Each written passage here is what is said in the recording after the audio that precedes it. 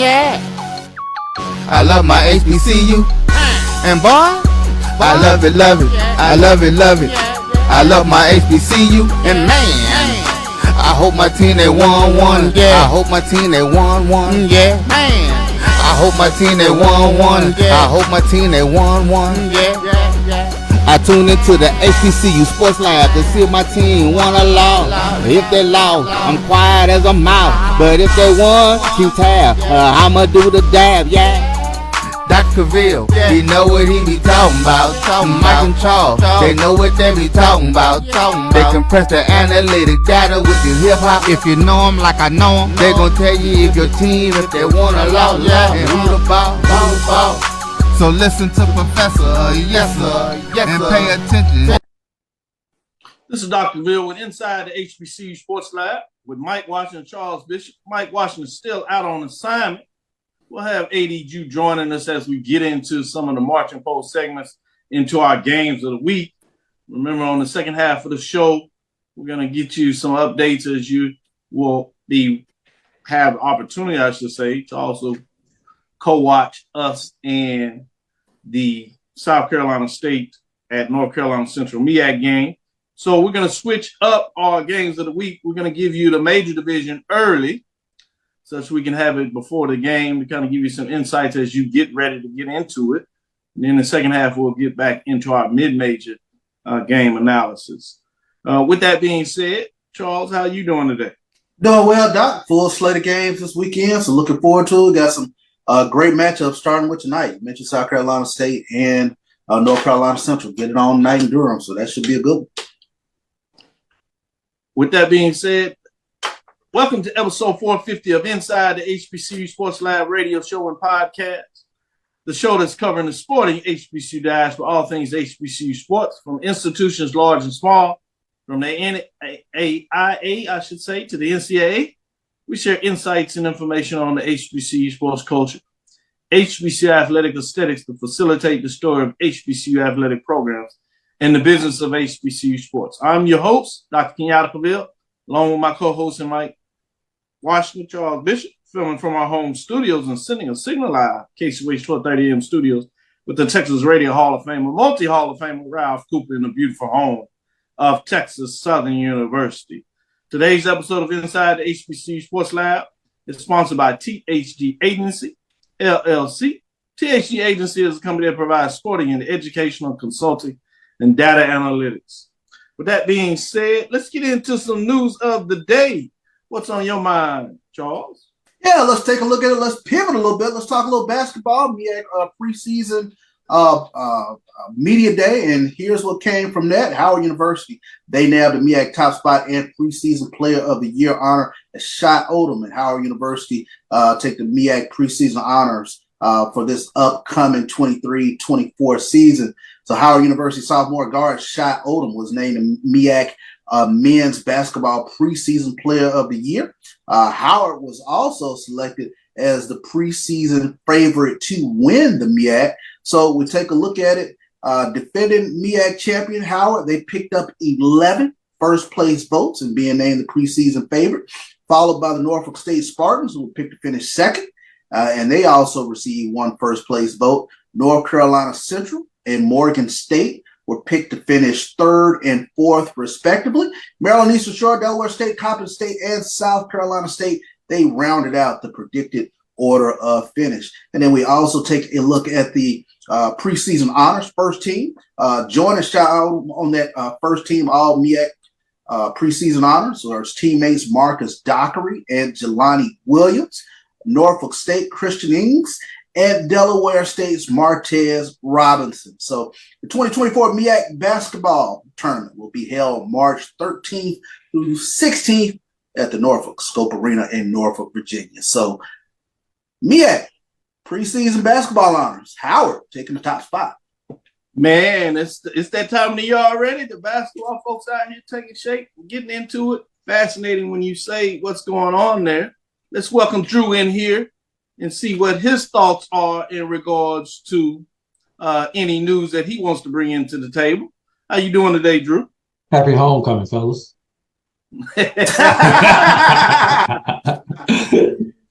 Touche. Nice. Yes. Happy homecoming to you, Drew. Yes, sir. Yes, sir. Let's give us some SWAC volleyball. As well as Roy back there in the background producing. We make sure we show love to all the FAMU folks out there. Happy homecoming. Happy homecoming. And my BCSN SportsWrap co-host Brian Fulford, and you guys did a great job on the ONG Strike Zone. I know you guys were a little awkward with the color scheme that we had going on there, but other than that, y'all did all right. I like that. You made me nervous with your text that talked about Florida Athletic Methodist and Christian University. I think you were making sure that you covered all bases. Yeah, but you know, Prairie View likes to lose to Christian schools, so we decided we were going to change our name for homecoming week. Florida Athletic and Methodist and Christian. So you know, you just got to put y'all in the right mindset for homecoming. I see, no doubt about it. Oh, let's get fun, great stuff. Let's get to some SWAC volleyball honors. The Southwest Athletic Conference has named Alabama A&M Saudi Amparo Smith, Alabama State's Tempest Chapman, and Madison Beasley, along with Florida A&M's Camila De La Rosa for SWAC Weekly Volleyball honors. Amparo Smith had a huge week for the Bulldogs as they went 2-0 with the wins over Bethune and my Rattlers. She had 45 kills and 89 attacks, hitting .405, averaging 5.63 kills per set against FAMU. Damn, why'd she have to do it against FAMU? She recorded a career-high 34 kills. She was the offensive player of the week. Chapman was named defensive player of the week, moves in 8th place all-time at Alabama State with 791 career digs. That's a lot of sore arms on those digs.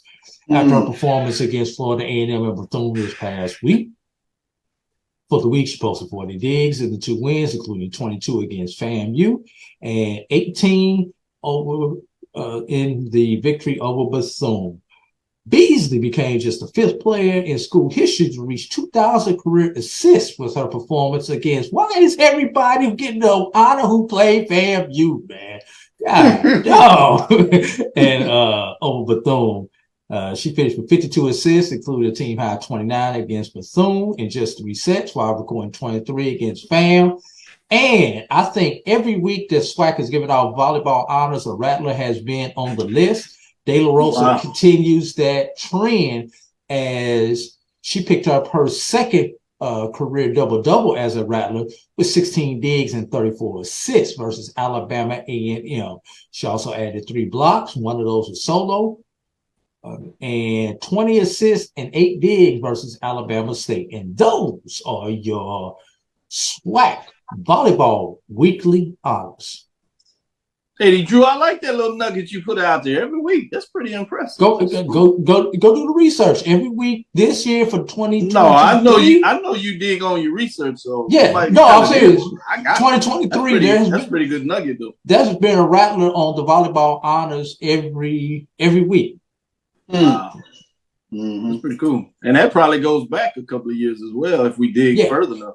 Yeah, like I said, I only know this year's stats. I didn't go back and look at 22. I don't know if we got it every week in 22 or something. You know I was gonna find a way to make a homework assignment out of it. Hey, I've been sitting back and listening, not saying a word like, that sounds like a homework assignment.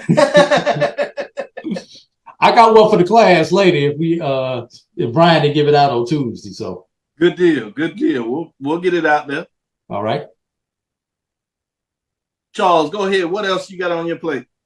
Yeah, let's take a look at SWAC announces additional Pac-12 SWAC Legacy Series games. Those games are set for ESPN Plus. The SWAC announced that an additional game to its streaming schedule of men and women's basketball games that are slated to stream on ESPN Plus this upcoming season in conjunction with the league's partnership with the Pac-12. Of course, the Pac-12 SWAC Legacy Series, educational and basketball scheduling partnership between the 2 collegiate athletic conferences, is set to tip off for its 2nd consecutive season. So we take a look at some of the games slated. November 16th on the women's side, Arizona State will visit the Grambling State Tigers. That'll be on ESPN Plus. November 19th on the women's side again, Washington State will visit the Prairie View A&M Lady Panthers. November 20th, California, Cal Bears will visit Florida A&M Lady Rattlers. And then also on November 20th, Oregon State Ducks will take on FAMU. That's on the men's side of things. And December 19th, fight on USC Trojans. They will visit Alabama State. So those are your games that will be streaming on ESPN Plus in the Pac-12 SWAC Legacy Series. Can I ask a question about that? That's pretty big. It's intriguing because after what happened last year, a lot of folks were saying, I wonder if they're going to extend this contract. Well, with the news of the Pac-12, I don't think it matters.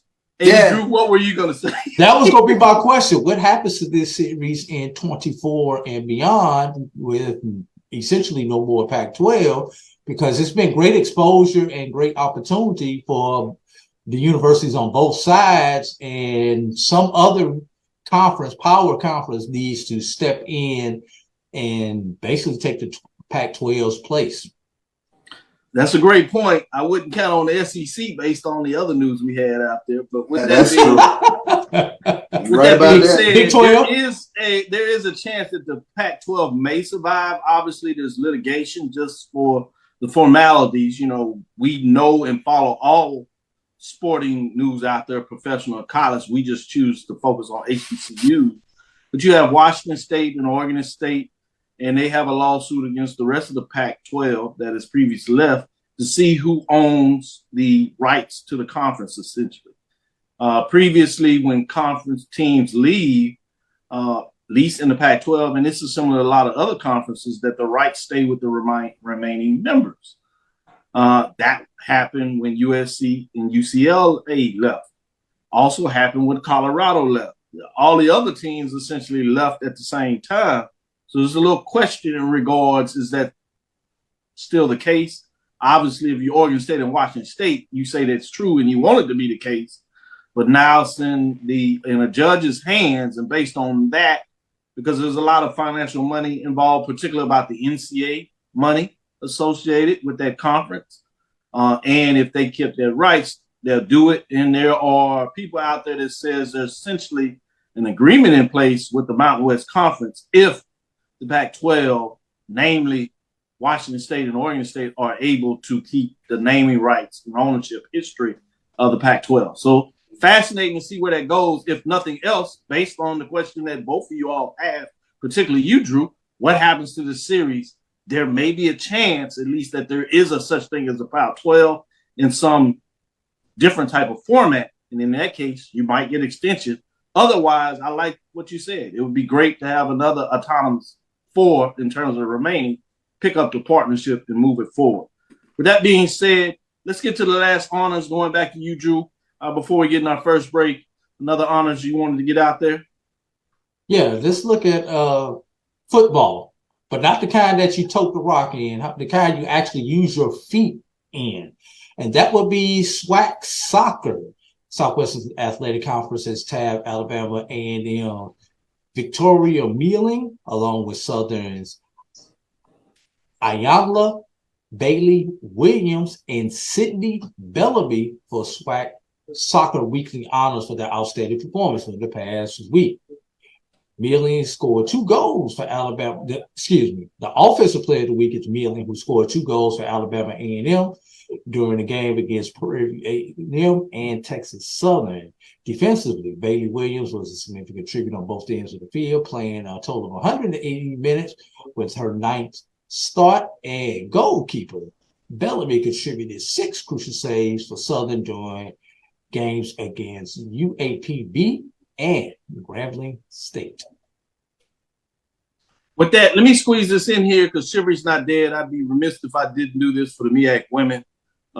First team for the MEAC was also announced today, along with the men. You have Destiny Howe, a guard, senior out of Howard, 6 foot, Queens, New York. Kiera Wheeler, a forward, junior, 6'1", Norfolk State, Minneapolis, Minnesota. Mossy Staples, a guard, redshirt senior, 5'7", Coppin State from Fort Washington, Maryland. Lamara Hayes, a guard, senior, 5'7", Maryland, Eastern Shore, Philadelphia, Pennsylvania.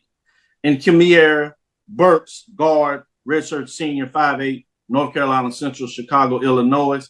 predicted order of finish. Number 8, South Carolina State with 18 points. Number 7, Delaware State with 43. 6 is North Carolina Central at 54. Number 5 is Coppin State, 64. Number 4, Maryland Eastern Shore with 67 points.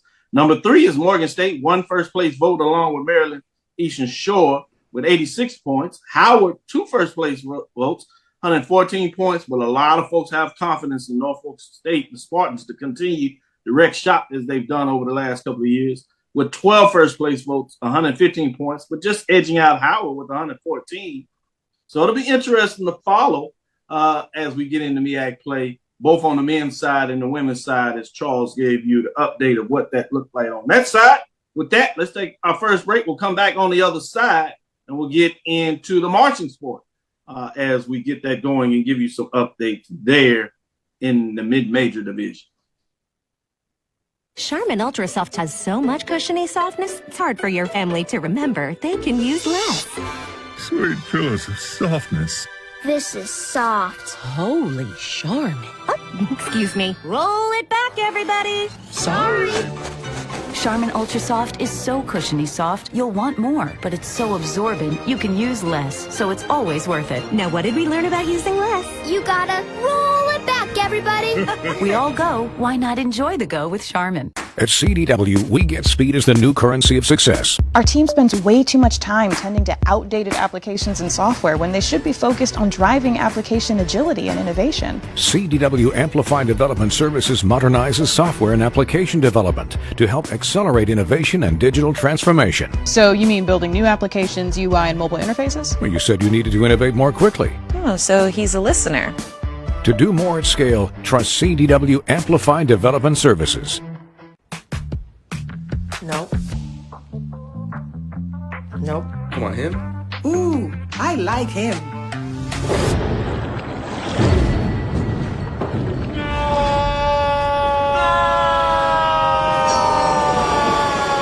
Quick! The quicker picker-upper. Bounty picks up messes quicker, and each sheet is 2 times more absorbent, so you can use less. He's an 8. He's a 9. Bounty, the quicker picker-upper. That's a pretty tight spot. Watch this.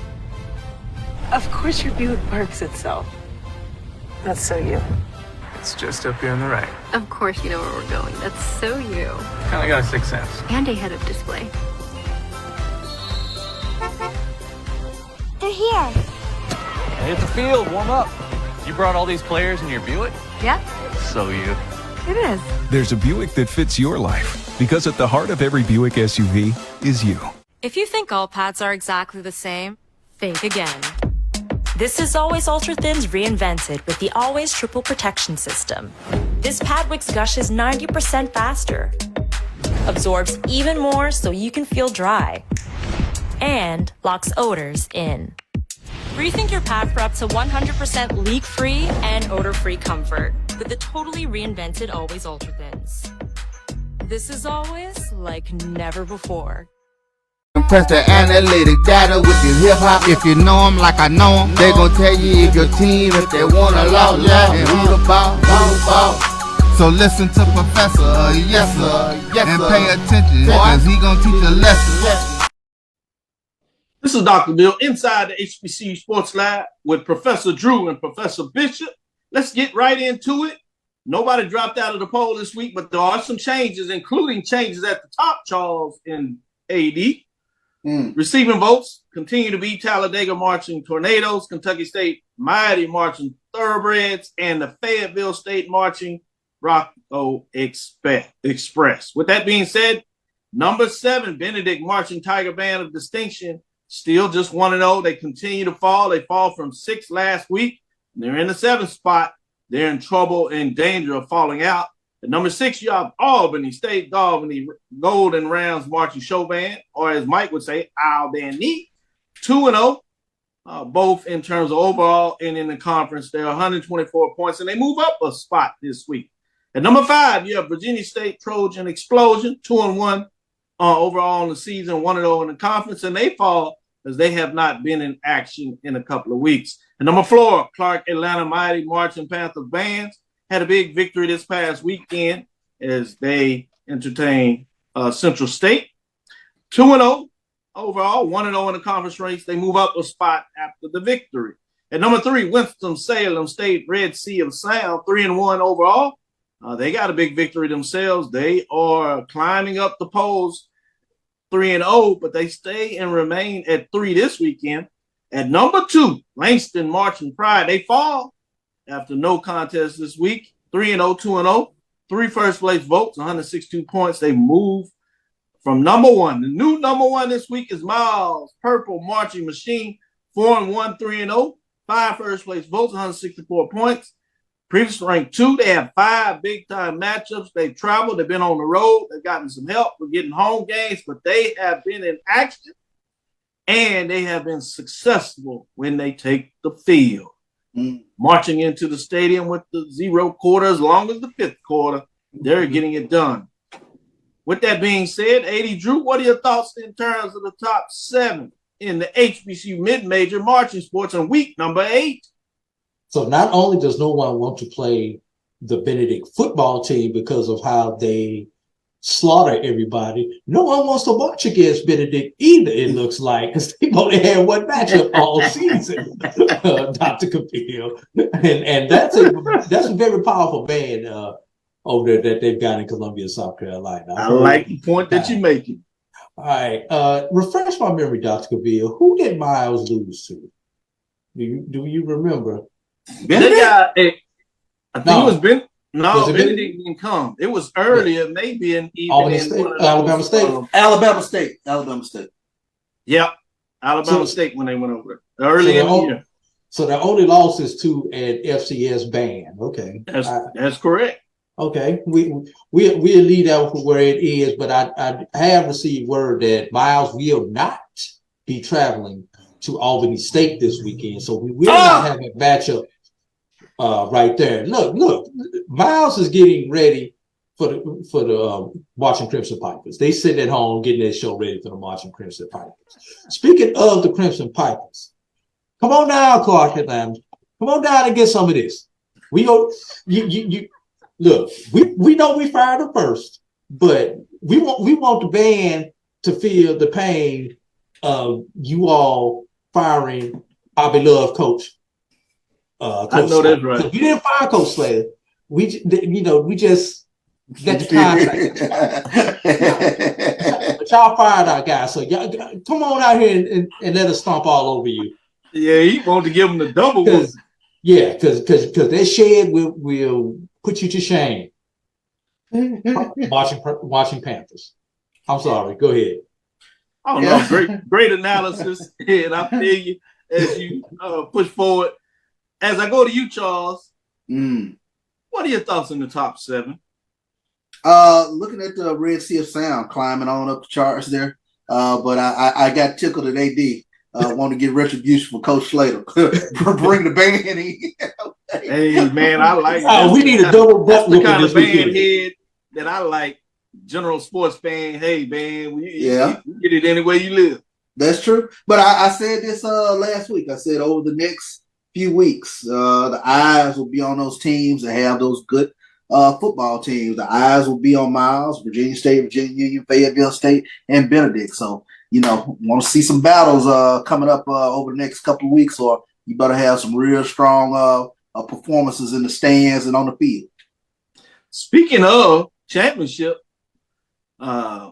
ESPN released their rankings, courtesy of HBCU Gameday, Stephen Gaither, and the Fighting Gaithers on the band side. And he's been giving us this update, say they were coming. Well, look what happened. He was correct.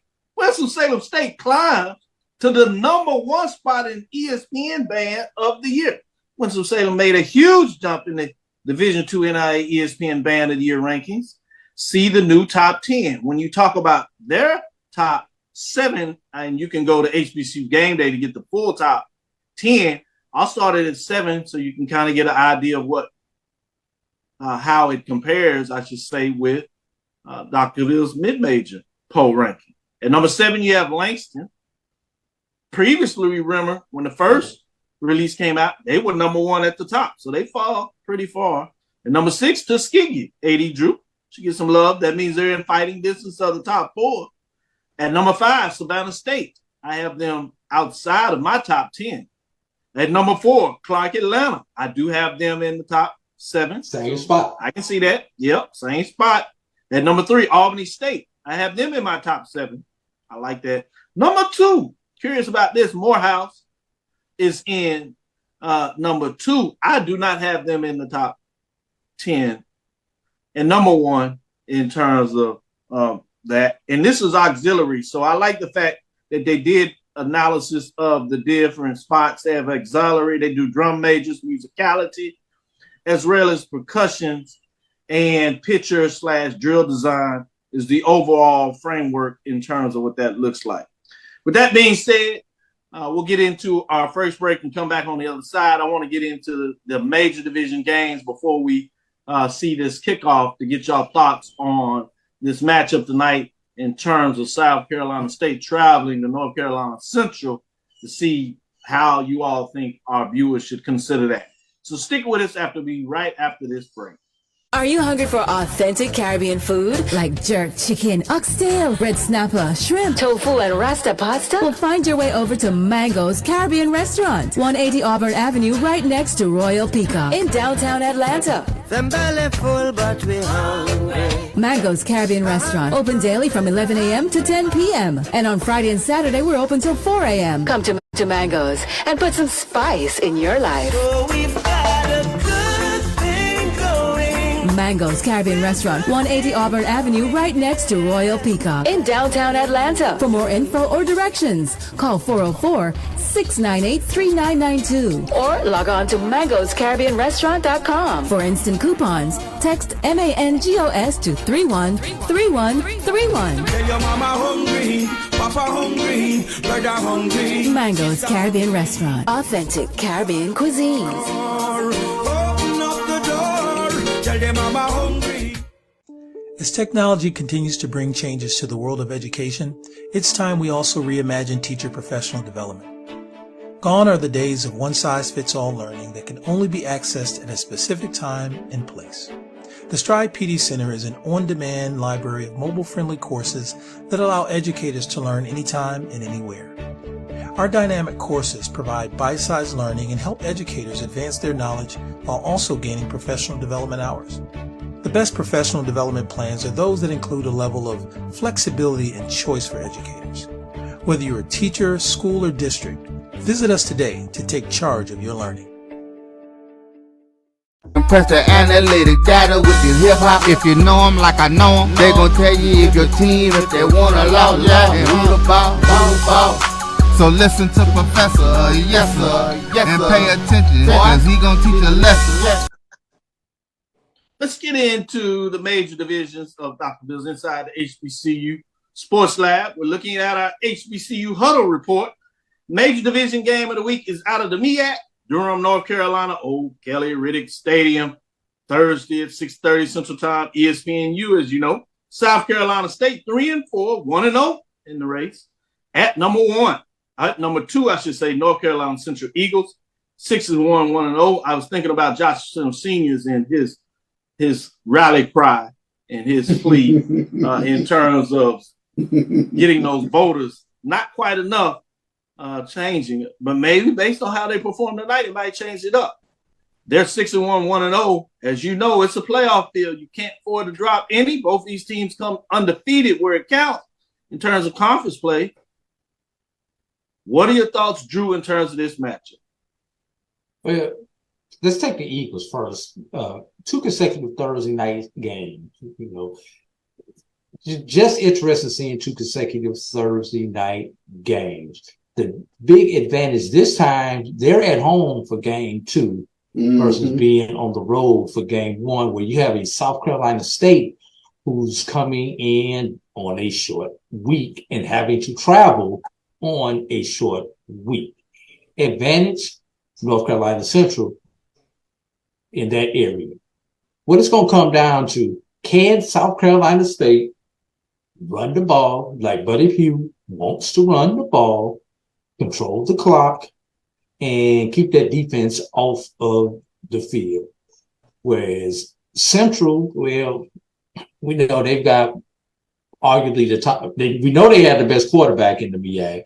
They've got one of the top running backs in the MEAC, and they got a damn good defense in the MEAC. So the shorter South Carolina State can make this game, the better their chances are. But like the old song, used to fly like an eagle to the sea. Let the spirit carry me home. I'm going with the Eagles. Good stuff. Good stuff. With that being said, let me go to you, Charles. What are your thoughts? Took the words right out of my mouth. I mean, South Carolina State, to me, they have to shorten this game up with that running game. And you got to have Tyler Smith. You got to have Juwan Howell. Huge games last week against Delaware State when you're talking about both. Tyler Smith, 122 yards rushing. You also had Juwan Howell with 119 yards rushing. This has got to be a game where that South Carolina State offensive line shows up and sort of wears down North Carolina Central. But I'm with you on this, AD. North Carolina Central at home, after that showing last week against Morgan State, I think they have a chip on their shoulder. I think North Carolina Central comes back with a vengeance tonight. Charles, you would appreciate that and really like this. North Carolina Central's band, the Sounds, they went up to Baltimore on a Thursday. Yeah. To hold the band show in that. And so I was like, that's pretty nice. Good stuff. Let me stick with you. You. Around the corner. Exactly. But the fact they went up there on a Thursday, it's not a lot of administrators that kind of kick in for that. So you're right. Short distance should, as Charles said, they should be on the road. But the fact that they did it is another thing. I guess we can talk a little more in that when we get in the Marching Sport Major Division. With that being said, let's get into this SWAC matchup. I have Baton Rouge, Louisiana. This is my SWAC Major Division game of the week. We have bonus, so we have two of them. We'll talk about the other one as well, which is probably a little more important. But this one is intriguing for me for some reason. Texas Southern Tigers travel to Baton Rouge. It's a 4:00 game, and it will not be broadcast.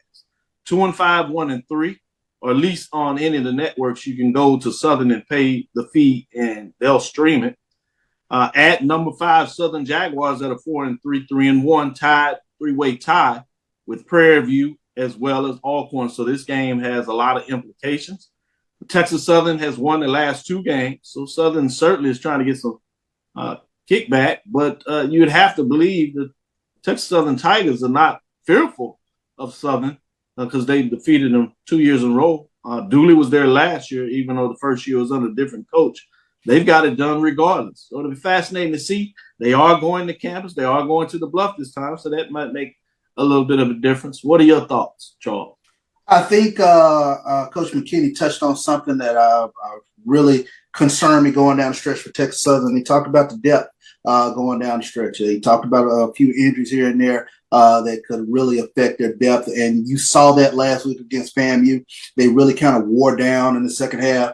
And that FAMU running game really went berserk in the second half, 52 yards at halftime, but they finished with over 250 yards rushing. And guess who's kind of picking up the steam with regards to running the football? Southern.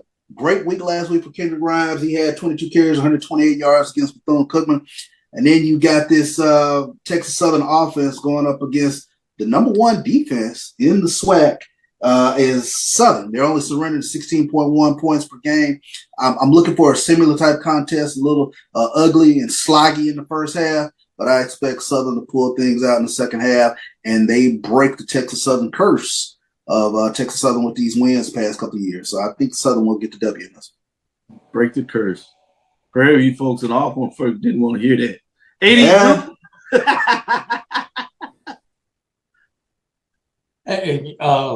You say this game is not being streamed. Right there sneaking around as well. Doc, you said this game is not being streamed, so the Revolution will not be televised this weekend. Texas Southern. Let me start with Coach Dooley.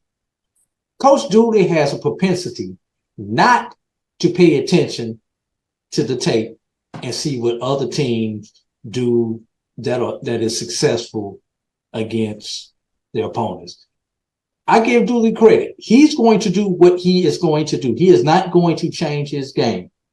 Charles, I think that was a one-off with them emphasizing the run game the last time that they played. We know Dooley, he talks that run game, but Dooley want to air that ball out all over the field. But can he? That he don't care. He don't care whether he can or he can't. He gonna damn sure try, and that's what I'm afraid is going to happen against Southern, because he's going to try to do what he may not have the ability to do.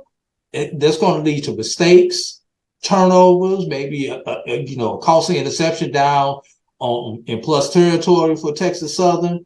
And somehow Texas Southern I think they have enough to win this game and to stay competitive. And Southern will find a way to open the door for Texas Southern. So I'm going with the Southern team with the long name, the two name Southern team. That's Texas and Southern. Ooh. 80, Drew, I'd be remiss as a guest of ours, regular guest. I didn't give you a chance to speak on the matchup. Charles did this Tuesday with Brian as we brought it up, but this is our bonus game. Tallahassee, Florida, Bragg Memorial Stadium homecoming, breast cancer awareness. SWAC Saturday, 28th, 3 o'clock ESPNU.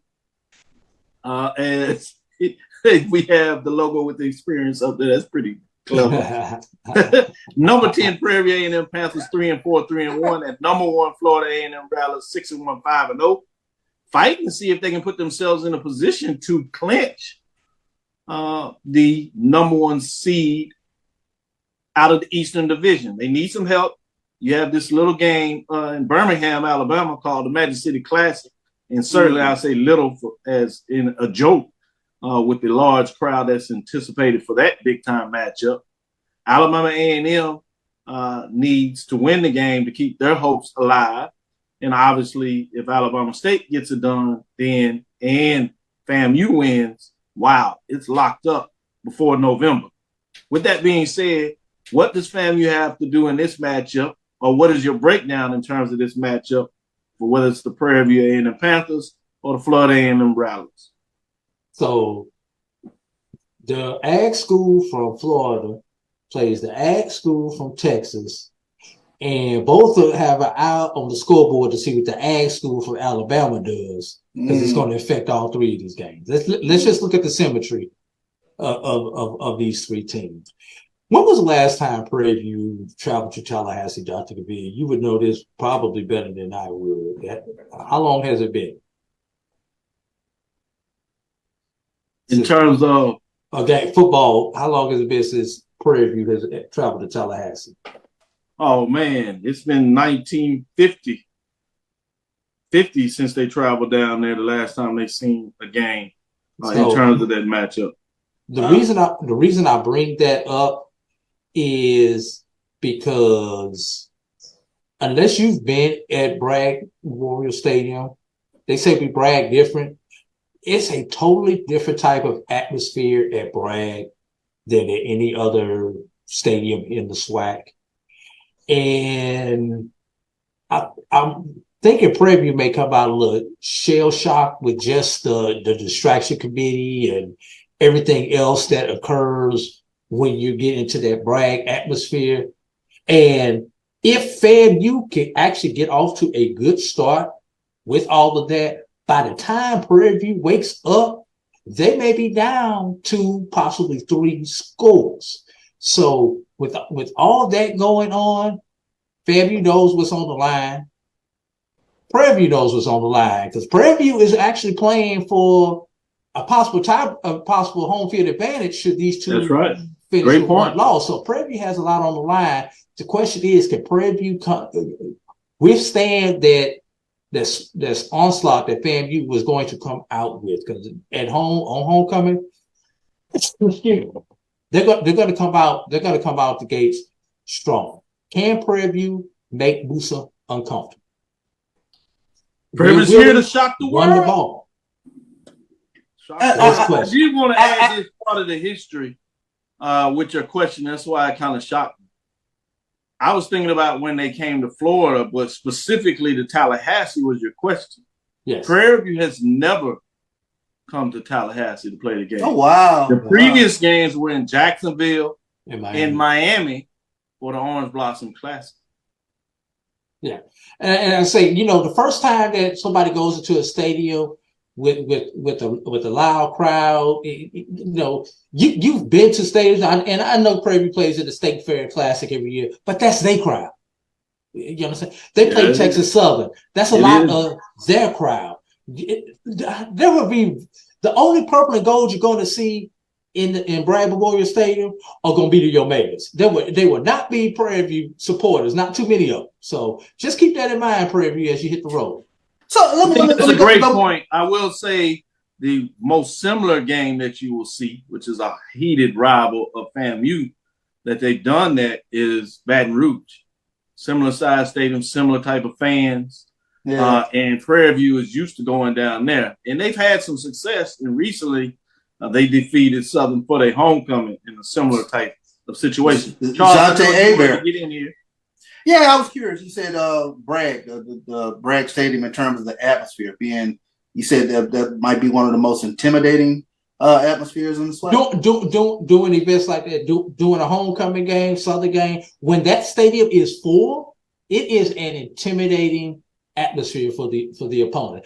Now, when we only got about 17,000, 18,000, yeah, it's like any other stadium. But when it's overflowing, like it will be on Saturday, that's an intimidating stadium. That's an intimidating place to play. Yeah, I give a Prairie View. They played in the SWAC championship in front of 50,000 or so a couple of years ago. So, but something to think about. How many Prairie View fans was there? How many Prairie View fans making this trip? We had the nerve to make this trip down to homecoming because we sold out of tickets before a lot of Panther fans had the opportunity to get there. You'll be surprised the Prairie View folks they're gonna find their way in there. Because I got messages, those that were flying out today that are already there. I had made plans myself to get in there. So Prairie View travels quietly in a significant matter. The other thing is you have a good group of Prairie View folks out of Atlanta. They're going to come in. They're going to get tickets. I would agree with you when you put the caveat. You said one of the, and you're exactly right. It's one of the. Oh, yeah. But the unique thing, and that's great about the SWAC, is the fact that you have significant matchups. Going into Alcorn for their homecoming is nothing to sneeze at. Going to Southern in their house for a homecoming is nothing to sneeze about. To be honest with you, even though they're much smaller stadiums, going into Valley, which is a hard place to get to, or Pine Bluff for their homecoming, is nothing quite like it. But all that being said, I get your point. And that's what's nice about the SWAC is the tradition of the teams, particularly for homecoming. You can get some exciting things. Before we get this next break, I have to give you an update. Some people are cheating and watching it out there. Big play by North Carolina Central, pass play that took it to the house. Central is already up. The Eagles are already up 7-0. That's why you're in the commercial break because they went run play that was stopped, and they come back. Will Wright route essentially out of the backfield over the top. About 70-some plus yards. With that, let's get into our next break. We'll come back on the other side and give you some updates. I did want to do this quickly because I had a chance to share this on the ONG Strike Zone, and AD, you brought it up. I think it'd be nice to get it out to our viewers. I know many of us share the viewers. But the overall record in this matchup, just historically, is 4-2, Prairie View's favor. Prairie View has won 3 out of 1 in the OVC. Big number because FAMU didn't lose much in the OVC. While Prairie View has not been to the campus of Tallahassee, FAMU has come to Prairie View one time. And in terms of that, it was a loss. FAMU got it done on the campus of Prairie View. Prairie View also had a Prairie View Bowl, significant bowl that was similar, actually predates the OVC. And FAMU was in that game one time, championship game. And in that matchup, Prairie View got it done. So the overall record is 4-2, with 5 of those matchups being in the end of the year games. Nix was just 2-2 overall against Gaither in terms of head-to-head matchup, 1-1 in OVC. 1-0 in the Prairie View Bowl, and obviously at 0-1 on the campus of Prairie View. 1936, when you asked the question, in terms of first matchup, Prairie View won 25-0. Panthers in that year were 4-4-2. out of the SWAC, and the Rattlers were 2-4-1 and 2-2-1 in terms of SIC play. That game was in the Orange Blossom Classic in Jacksonville, Florida, and Prairie View won it in terms of that matchup. Prairie View lost to Tuskegee in their very own Prairie View Bowl that was played after that on January 1st in 1937, causing them not to earn any championship in that matchup. 1937, Prairie View won 27-14. That was in the Prairie View Bowl. That was played January 1st, 1938. That was in Houston. Panthers was 6-4 overall in that season. They defeated the SIC champs, which were the Rattlers, that was 7-1-1, 5-0-1 in the SIC. It really gets good and takes up a notch 20-some years later, 15-some years later in 1953. Prairie View wins 33, FAMU 27. So Prairie View has won 3 straight matchups, including the 1953 matchup in the Orange Blossom Classic. This time the OBC was played in Miami. Both teams come in as champs. FAMU was the champion of the SIC, 10-1 overall, 4-0 coming out of the SIC. SWAC champs, Prairie View was 12-0 overall, 6-0 as champs of the SWAC. Both of them were co-national champions, Panthers, Rattlers, who also shared with Tennessee State in 1954. You have these matchups going in here in terms of FAMU getting payback in 1954. FAMU won 19-7. That game was over Prairie View on campus. Both of them were SIC. Both of them were conference champs. SIC. FAMU was 8-1, 4-0. Prairie View was champs of the SWAC, 10-1, 6-0 in terms of what that looked like. You had a 3-way championship, 5-way championship. Rattlers, Panthers, North Carolina Central, Southern, and Tennessee State, your co-national champions.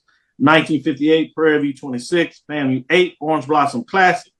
SIC champs were FAMU, 8-1 overall, 4-0, 5-0 in the SIC. SWAC 10-0-1, 5-0 in that one. National Black College champion Prairie View unanimous, followed by 1959, the end of the series, FAMU 28, Prairie View 7, Orange Blossom Classic in Miami. This time, Rattlers get the last laugh. SIC champs 10-0, 5-0, SWAC 9-2, 6-1. National Black College champion for the Rattlers as they were unanimous.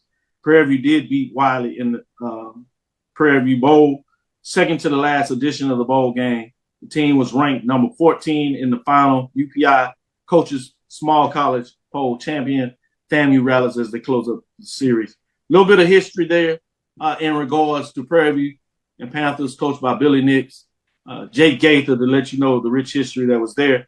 Let's take our break, come back on the other side, and get in the major sports as North Carolina Central still holds the lead 7-0 in the first quarter of that game. The Cavil Group is a Florida-based marketing and training consulting firm. We help businesses communicate to their target audience and engage them in conversation. We also help to expand their audiences, which will ultimately result in growth for those organizations. In addition to being a certified constant contact specialist, my colleagues and I are also certified in John Maxwell Leadership Principles. We use these proven principles to conduct workshops, training, and private coaching sessions for individuals and companies looking to take things to the next level. Contact us to schedule a free consultation. Issues today, don't delay, call Cavil. It's never too early to plant the seed, to share the tradition, and instill a sense of pride in your HBCU with your little ones. HBCU Pride and Joy Children's Boutique helps you share your school spirit with a wide selection of adorable kids apparel and accessories officially licensed from your favorite HBCU. Visit HBCUPrideJoy.com and follow us on all social media at HBCU Pride Joy on Facebook and Twitter. You see, Head & Shoulders has Scalp Shield technology, protects against flakes even between washes. It's never not working. Kind of like us. We're never not working. Number 15? That's my rub. Ooh, nice. Never not working. Never, ever, never, ever not working. Welcome everybody to Juneau, Alaska. I don't like this one. Me neither. Let's get out of here. Dandruff protection that's never not working. Head and Shoulders Scalp Shield technology. From novice to aficionado, find yourself here. High quality cigars plus personal customer service. Slow Burn is Waco's only mobile cigar lounge, featuring a meticulous, curated collection of premium cigars. Visit our website, www.slowburnwaco.com. That's www.slowburnwaco.com. Compress the analytic data with the hip hop. If you know them like I know them, they gon' tell you if your team, if they want a lot, and who the ball. So listen to Professor, yes sir, and pay attention, cause he gon' teach a lesson. This is Dr. Mills inside the HBCU Sports Lab. Before we get back into it, let me give you an update. Big punt return by North Carolina Central that puts them in South Carolina territory on their second drive. Coach Trey Oliver is fired up on the sidelines, and I guess a part of that is the fact that he hadn't got it done against Coach Buddy Pugh. So as Buddy Pugh is retiring, I think he has a lot of respect for him, but he sure wants to put that L on him before he gets out of here. That being said, let's go to the major division of the marching sport. No team dropped out this week. Receiving votes for Howard, the Showtime Marching Band, North Carolina A&T, the Blue and Gold Marching Machine, Florida A&M, the Marching 100. The Rattlers are still up in here. Let's get into our top 7. No changes at the top. Some changes around the poll ranking. At number 7, Tennessee State, the Aristocrat of Bands, 2-1 this past weekend. Obviously, 2 weeks ago, they had to match up with Norfolk State, the Spartan Legion. Couldn't quite get it done. Very close, great matchup. But they stayed in number 7, remaining at 7 this week in week number 8. Number 6, you have Texas Southern, the Ocean of Soul, 3-0, undefeated this season, but they haven't had a matchup in the last couple of weeks. They've fallen a spot, to number 6 after previously being 5. Bringing us to number 5, Mississippi Valley State, Mean Green Marching Machine, 4-0, 1-0. Big matchup with Jackson State, Sonic Boom with South, 150.8 points. They fall from the 5 spot.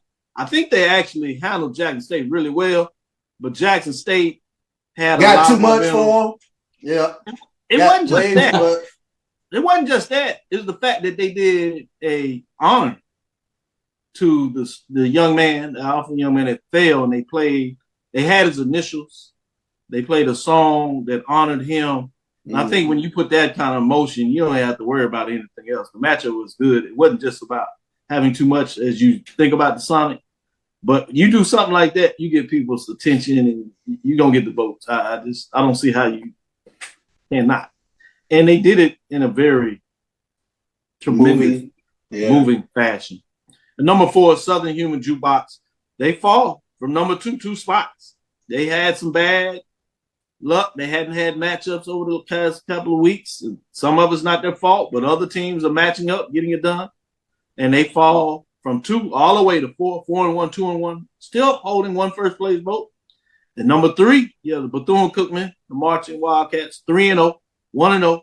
They get it done. Surprising. At home, Jacksonville, Florida.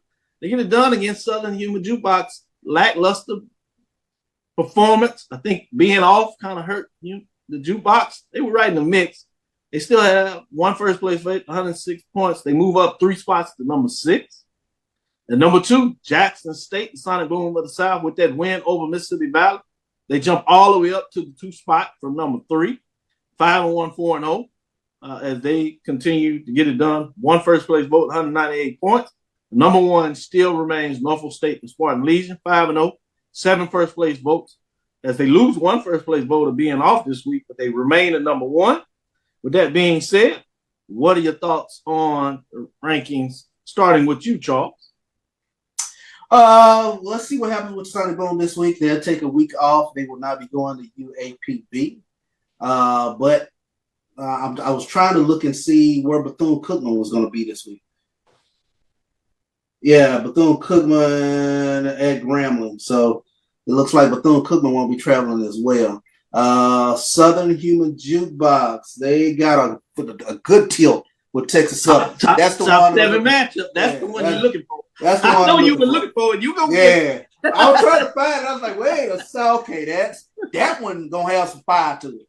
Hey, it's a little salty over there too. They done took it to the last couple of years in the class. Yeah. You got the son coming back home, and you know he gonna be ready to show out. They ain't performing in a couple of weeks. I'm really ready to show out. On the morning, it's gonna be fire down there, fireworks, whether it's on the football field in the stands or post the game in the fifth quarter. That one should be good. That's gonna be a good one. Yep. 80 Drew, what are your thoughts in terms of the marching sport this week? Rankings, week number 7. Does anything in here really surprise anybody? Here's a question. Charles kind of perked up a couple of them. I think he was questioning where they were ranked. I think he was surprised when he saw Bethune-Cookman sneak up that high. The question becomes: is Norfolk State, are they gonna have some battles going down the stretch? That's my question. Are the Spartan Legion gonna mix it up with somebody? They might not have, but one more. They need to get on the road to probably make sure they get maybe 2. So I think it's gonna be hard for them to stay number 1. They put in a lot of work, so they probably top 4. So it'll be interesting there. And more importantly, they're certainly in the mix for the ESPN rankings. And after 80 Drew talks about his thoughts, we'll get an update on that. No, I mean it's pretty much cut and dry with this. Wait a minute, I lost my just lost my place on the rankings. Now all of a sudden my computer locked up and I'm trying. No problem. As you were getting in it and give your thoughts, let me jump to HBCU Game Day as they released it, and then I'll come back and get your thoughts. They released their top 10. They have 10 Alabama State, the Marching Hornets. Number 9, FAMU Marching 100. 8, Tennessee State Aristocrat Bands. Number 7, Southern University.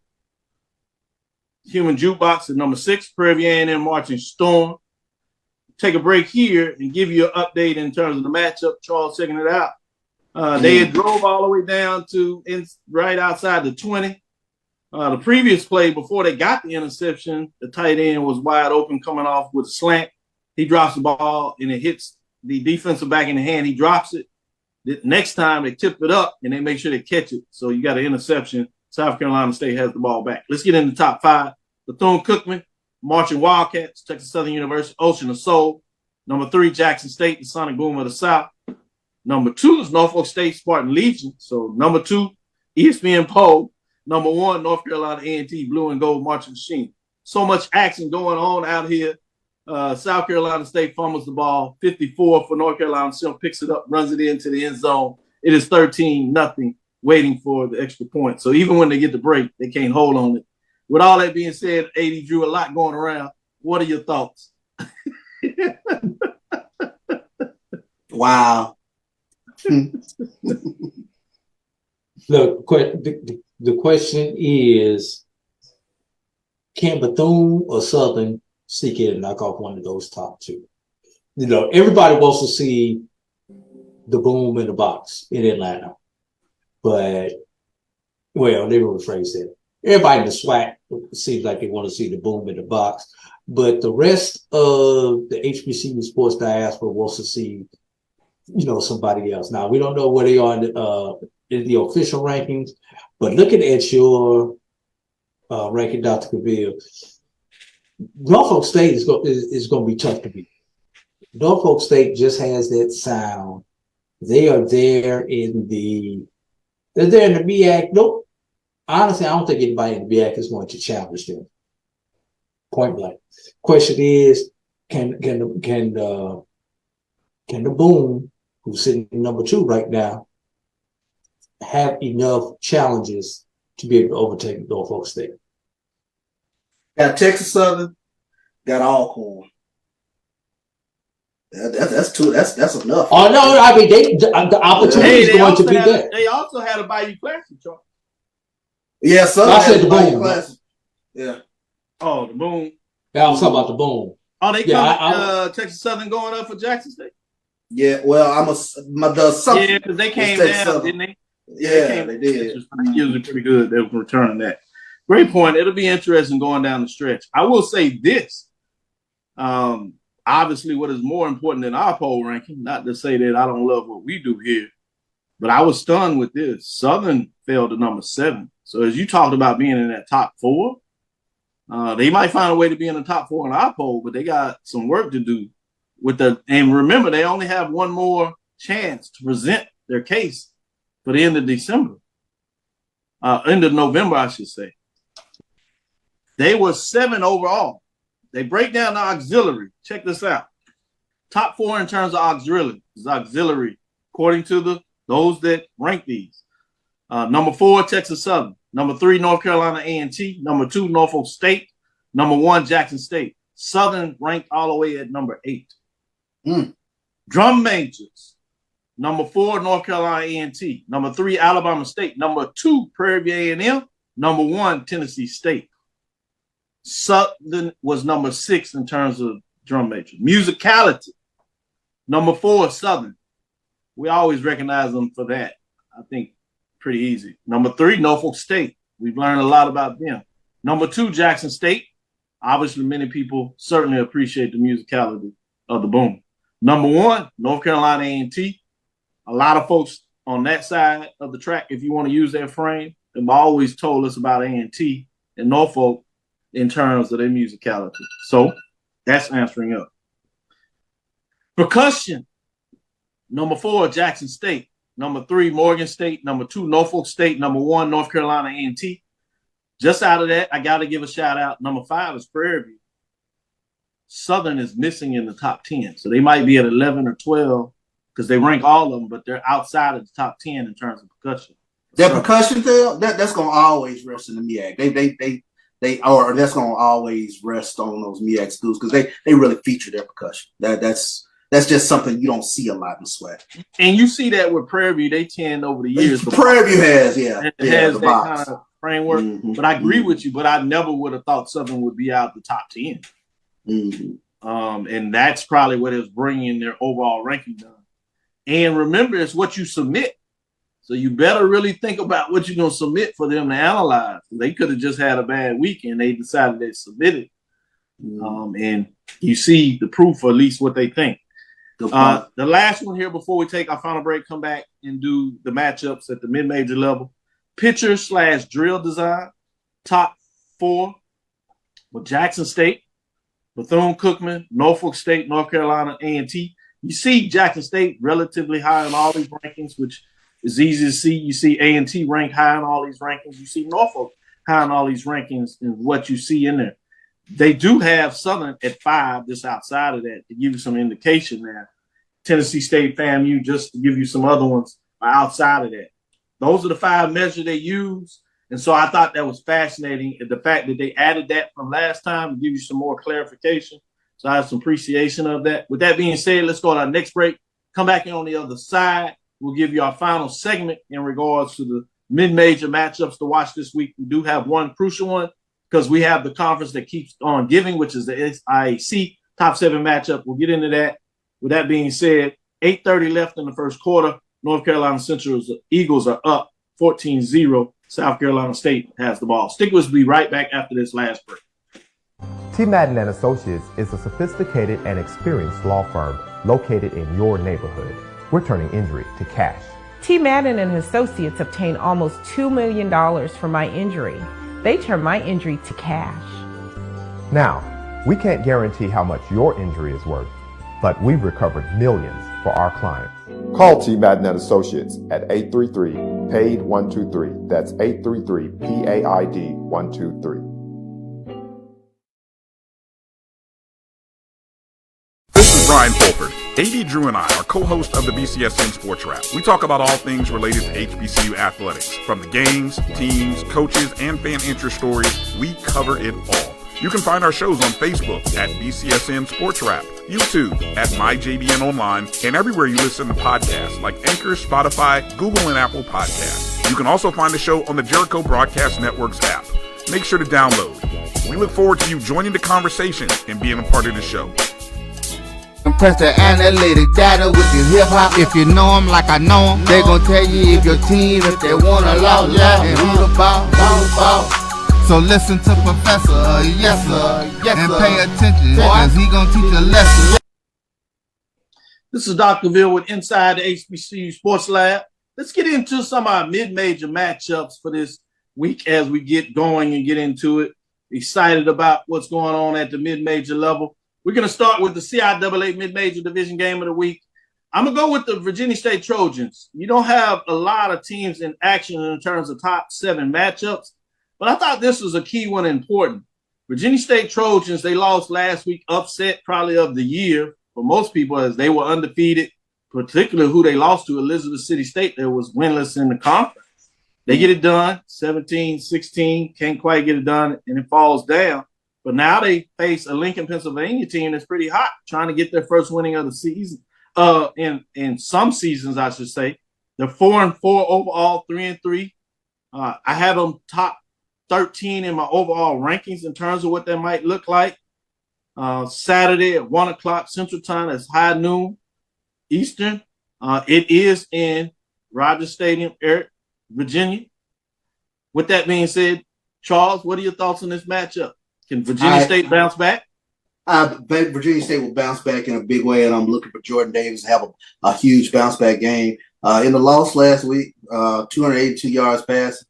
But no, I cannot see Virginia State dropping this. Not back to back. Good stuff. Drew, I got to ask you the same question. You shook your head like you don't see it either. Trojans have a problem bouncing back, making that Virginia Union game all it's supposed to be worth? There's no way in hell Virginia State will lose this game knowing what they have at stake. Yeah. Yeah. But as quick as I say that, I think back to Virginia Union last year, dropping that game against Shawan.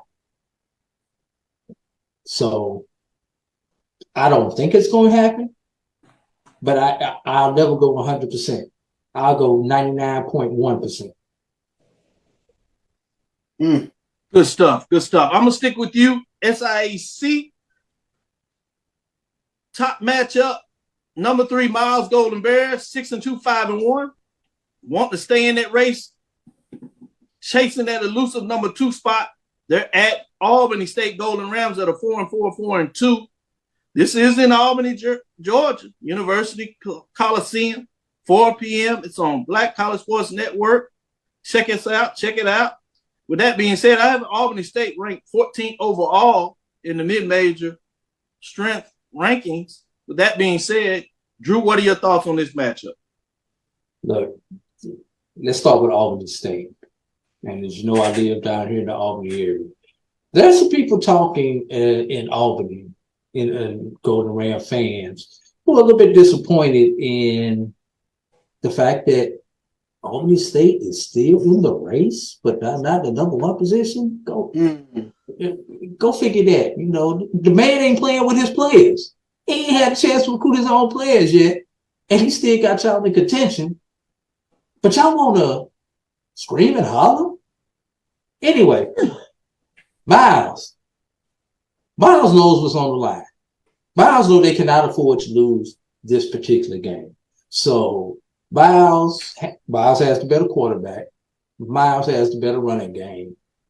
Miles has the better defense. Mm-hmm. There's no reason Miles should not win this particular ball game to set up a golden match between the Golden Bears and the Golden Tigers on next Saturday in Fairfield, Alabama. That is the one to look at. I have to agree with you, but I want to know what Charles thinks about this matchup.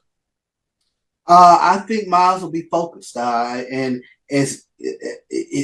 playing a team like Albany State with a running back like Freddie Gaines, you're forced to be focused. He had a big game last week. When you take a look at what he was able to do, 128 yards. But like you said, too much is on the line for Miles. And like you said, AD, they have the better quarterback, the better running game, and the better defense. Edward Klein Peters is going to have another huge game. I got the Golden Bears in this one. Good stuff. That'll do it for today. I do need to make one correction. Black College Sports Network, BCSN, does not have this game. It will not be televised in terms of that matchup. You do have a Benedict versus Savannah State on ESPN family of networks, so check it out. We do have the audio of the Tuskegee versus Clark Atlanta University with the video replay on Sunday. So be sure to check it out if you want to see the replay on Sunday, and certainly catch the audio live. Tuskegee is in the race in regards to chasing that number 2 spot, so it should be a good one in terms of what that looks like. I'm not sure, as we broke it down, that Clark Atlanta really has a chance. But AD Drew told you a little bit about his personal desire of what he wants to take place. So we do need to see next week, does it get taken care of? With that being said, thank you for listening inside the HBCU Sports Lab. Make sure you share our podcast with your friends and colleagues. I am Dr. Kenyatta Cavil, the Dean of HBCU Sports, coming from inside the lab in the College of HBCU Sports with Mike Watts and Charles Bishop.